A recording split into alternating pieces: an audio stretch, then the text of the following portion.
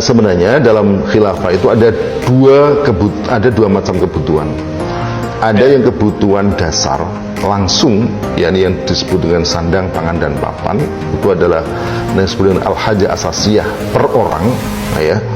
Kebutuhan ini kebutuhan yang sifatnya per orang. Misalnya gitu, penduduk Indonesia itu ada 270 juta. Semuanya cukup kenyang, satu orang saja yang tidak punya makan, kenyang tidak dia? Jadi tetap lapar. Jadi ini kebutuhan namanya kebutuhan per orang, ya. Jadi tidak bisa dihilangkan, meski semua kenyang, dia tidak berubah menjadi kenyang ketika tidak makan. Nah, maka oleh karena itu dalam hal ini khilafah menjamin kebutuhan setiap rakyatnya dalam 3 kebutuhan ini, sandang, pangan, dan papan. Apa jaminannya? Yakni memastikan semua mereka bisa makan, semua mereka bisa memenuhi kebutuhan papan dan sandang mereka. Nah, dengan jalan apa? Kalau yang sifatnya kebutuhan langsung per individu ini adalah satu, Islam memerintahkan kepada seluruh kaum muslimin, terutama laki-laki yang mampu untuk bekerja, gitu, wajib bekerja.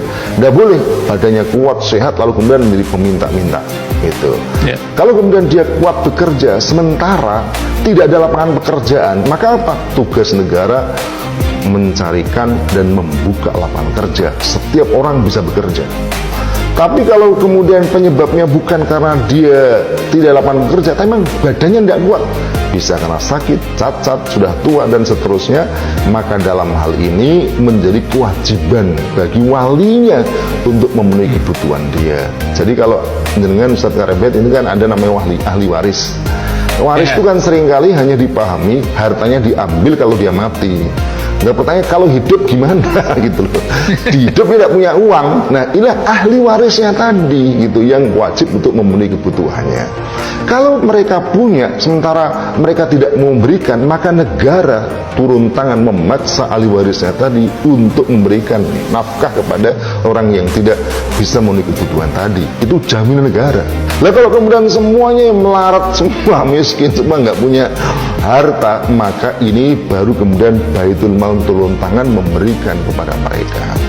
Baitul Malnya kosong, memaksa rakyat untuk membayar. Nah, jadi ini ada tahapan-tahapan.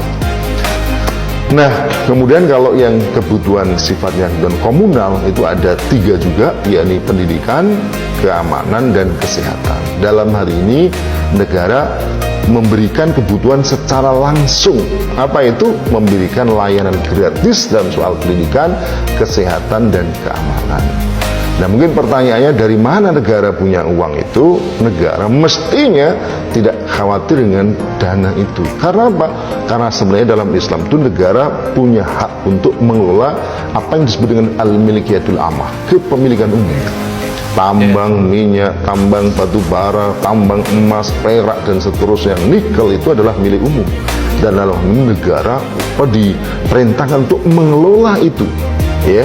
Lalu apa? Hasilnya dikembalikan untuk memenuhi kebutuhan rakyatnya, termasuk dalam soal kebutuhan pendidikan, keamanan, dan kesehatan tadi. Nah, sekarang ini kan tidak masalahnya. Jadi masalahnya kenapa? Karena negara tidak punya uang. Kenapa tidak punya uang? Karena pemilikan umum tadi diserahkan kepada swasta. Negara hanya mengambil sedikit pajak dan sedikit yang mereka dapatkan itu. Akhirnya kemudian tidak bisa memberikan pelayanan gratis kepada rakyatnya. Bahkan seperti yang sekarang itu kasihan sekali, soal kesehatan mereka harus membiayai sendiri, ya. Bahkan mereka tidak dalam keadaan sakit pun ditarik untuk membayar apa yang disebut dengan asuransi kesehatan. Jadi negara sama sekali tidak punya andil untuk memenuhi kebutuhan rakyatnya, tetapi itu sebaliknya. Nah, inilah yang kemudian dalam Islam itu tidak, ya, dalam khilafah tadi. Oleh karena itu mestinya kalau kita bicara tentang solusi, ini Islam punya solusi. Mari kita diskusikan solusi Islam itu.